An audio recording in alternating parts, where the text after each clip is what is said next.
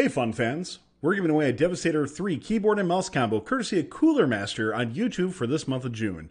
All you have to do to enter is subscribe to Fun's YouTube channel and leave a comment on what you think about this year's upcoming game. You can enter once per upload, and we'll pick a winner near the end of June. Enjoy this next match from the Houston Championship, the Jemison Division, match number 125. All right. So again, just to provide a little bit of setup, this is the highest scoring match of the Houston Championship. Just to provide a bit of context about like the disparity between these two champs, in the West region, between West and South Super regions and Houston Championships, this score was hit towards the later part of Houston Champs. It was actually the last day, Friday afternoon. And the score was 688. The same score, as you guys probably know, was hit twice in East Super Regionals, quite a few weeks before.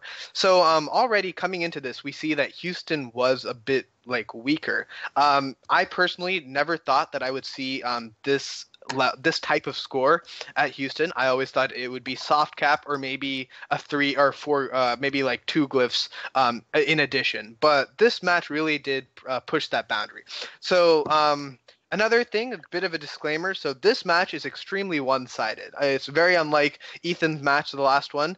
Coming into this, we had 4216 Rise of Hephaestus. They in Houston's, according to their OPR, coming into Houston's World Championship, they were ranked first. They had the highest OPR, very very strong team. And we had Team 12670 Eclipse. Team 12670 was a bit of a dark horse. They were the first pick of the first alliance in South Supers, but personally they were a bit unheard of up until Worlds. But that really changed. This is Friday afternoon. By this time, they had established themselves as one of the strongest, if not the strongest, FAR Cypher robot. They could Cypher and Double Relic on FAR very, very easily. So going into this, we have 2 insanely strong robots.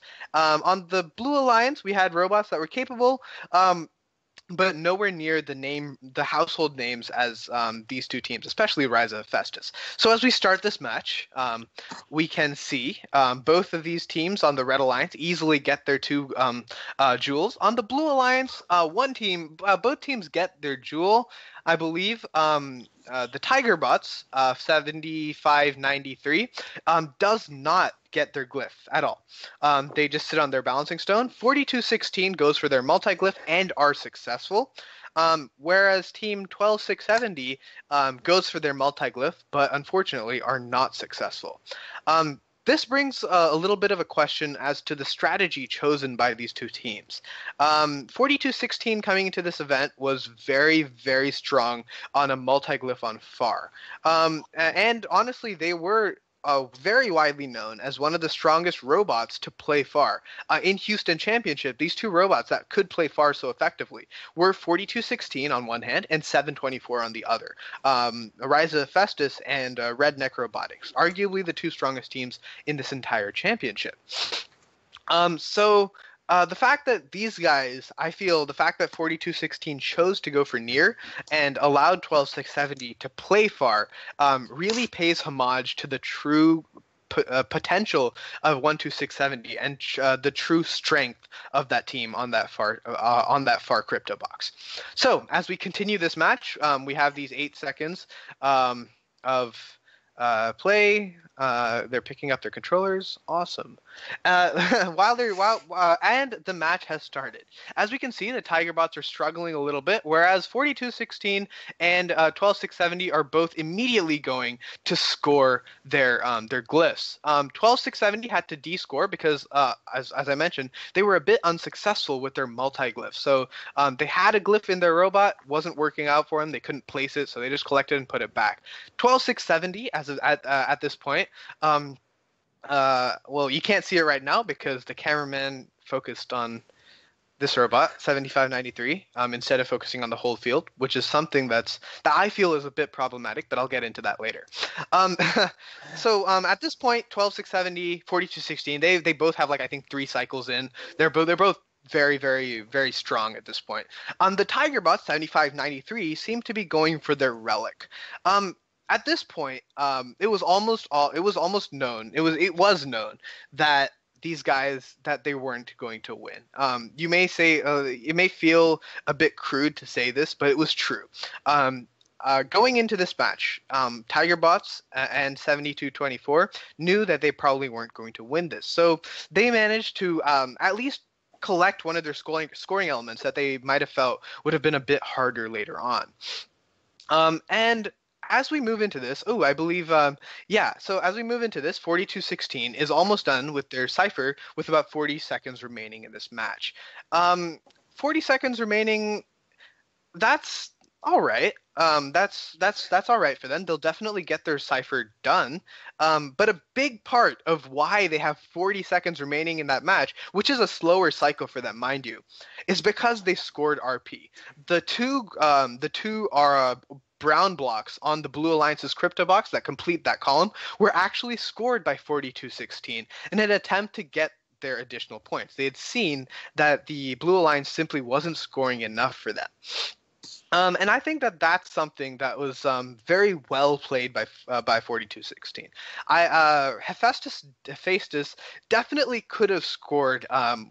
Could have had one of the fastest ciphers of this tournament, and could have very easily won this match and sat on their balancing stone with nothing to do, with like 20 seconds remaining. But they didn't, and I think that it may seem initially on face level that that's something that they're doing just because they're weaker, that they're slower, but in fact it's not. They were so smart in terms of really getting understanding their potential, understanding how quickly their robot can work, and pushing their limits right to the edge of that boundary. So if we can continue this match, we can see that Rise is scoring another 2 glyphs, and at the same time Eclipse is also doing their own thing on the backside. And because there are so many glyphs left on this field, these guys are having no trouble working around each other. With 30 seconds remaining, Eclipse has completed their cipher, and so has 4216, almost at the same time. So with this relic score, we can see we basically know that these guys are winning. One thing that I really liked about these two robots was they were able to work very well together. Both of these robots scored the exact same teleop.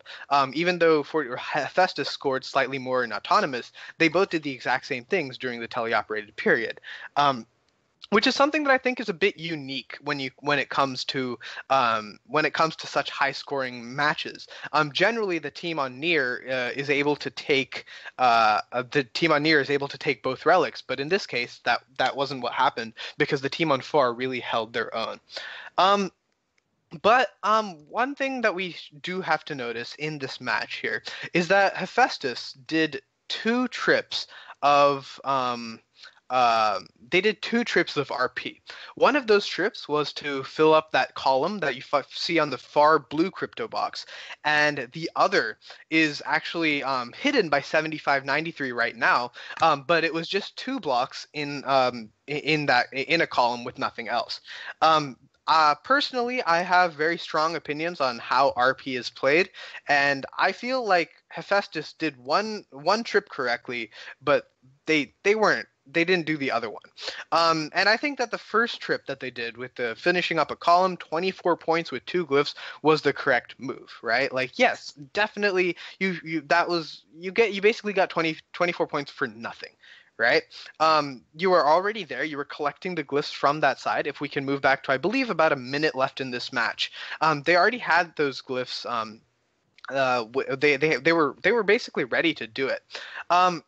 But the second dump, which was on I think the right side of the near crypto box of blue, was not correct. They only scored 4 points with those 2 glyphs right here, actually. And what did that really do? What would 4 points do in the grand scheme of things? I personally feel with 9 matches of qualifications, 4 RP is not worth anything. Obviously you have to score 4 RP to score another 24, right? You need to score these 2 glyphs to score 2 more to get that column.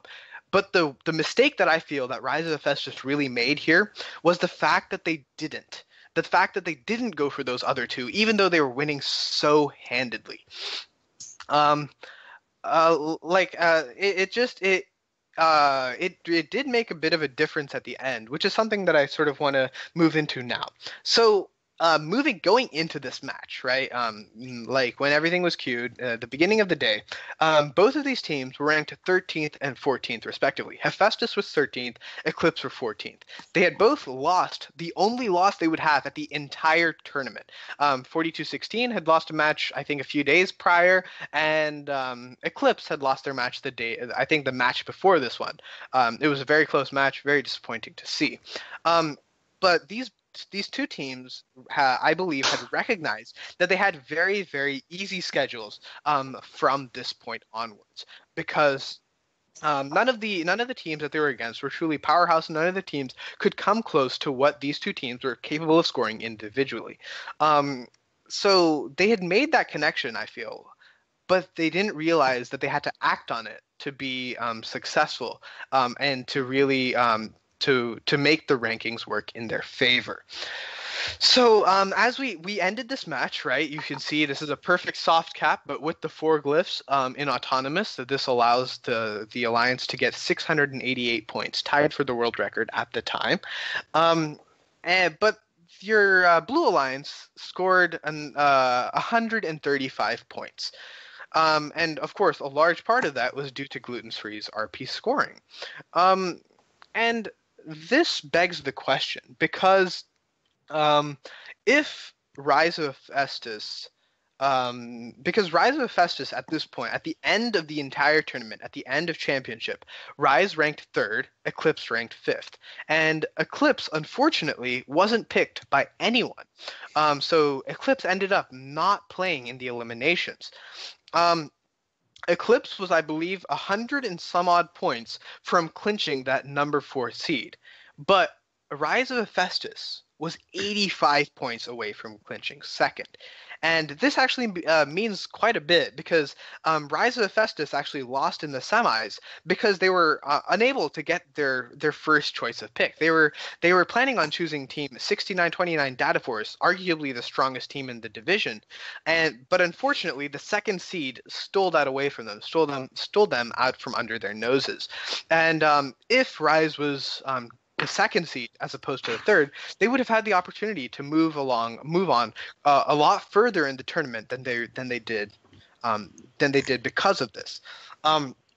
So we can see a lot of this RP scoring here, but the thing that the main question that I had, or at least the main kind of the main input that I had about this, was, how do you score RP?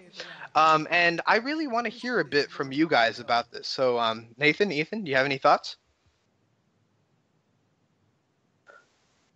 I'll let you go first, Nathan. I don't know. Not really. All right. Well, I kind of agree with what you said regarding that whole match there. Yeah. Well, yeah, absolutely. So there's kind of an interesting discussion that I've heard about whether or not scoring for RP is graciously professional, which to a point I understand. So the argument that is, I'll play devil's advocate because I don't personally agree with this. The argument that's being made against it is that it's kind of not necessarily a personal attack, but it's kind of a challenge against the other team. Like, yeah, we know you're never going to win, so we're just going to score some points for you. Which I can understand some people taking offense at and not liking, but at the same time, it does benefit both alliances because ranking points is the losing alliance's score, and it's a strategically sound move. And I know, like, we've scored, personally, our team has scored 12 columns of RP this season. We did it a lot because it's how you place well when your match schedule is bad. That's definitely a valuable insight. I completely agree with that, honestly, because you can only depend on your schedule, or you can only depend on winning to a point. If there's a match that you're going to lose, and there's a match that everyone has lost, this is the tiebreaker, and you need to really, really step up the game, I feel, in order to really break that tie. So, I mean, going back to this match, right? Like, if you just look at it, 4216 could have scored an entire crypto box with Cypher for the Blue Alliance and still won the match handedly. So, and if they had done that, if they had even come close to doing that, they didn't have to score the full cipher, but if they had scored more than 4 glyphs, they would have been that number 2 seed, and they could have arguably won championship. So I personally feel like it's hard. It pains me to say this, but I personally feel that no matter how much it feels like a rub in the face to your opponents, how much it feels like it's on GP, if your goal is to win champs, you got to go all out. And I think that's something that alliance didn't do. That alliance forewent for, I mean, admittedly, getting the world record or tying the world record was impressive, right? There's no doubt about that. But was it really worth it? Because at the end, both of these teams weren't able to perform successfully when it came Saturday. Yeah. I will interject my wisdom. I don't know if I can call it wisdom, my opinions. I'll admit my team has, or I guess I have scored for the other team. We didn't actually do that this year. We never really saw an opportunity to. We most definitely should, but I think we were more focused or motivated to getting the first cipher and then the first full crypto box and then the first cipher in Chicago. We were the first team and one of 2 teams to do that out of 40 some teams, which was kind of fun. Last year, though, we definitely did score balls for the other teams. Definitely left beacons for the other alliance. Definitely scored particles. Mainly one match. We had no opponent. We had no partner. I think all 3 robots were broken, so everyone sent a team representative, so it was just us on the field. So what else are you going to do? I mean, all you need to do is like cap to win that, cap and score 35 or just go crazy and do things.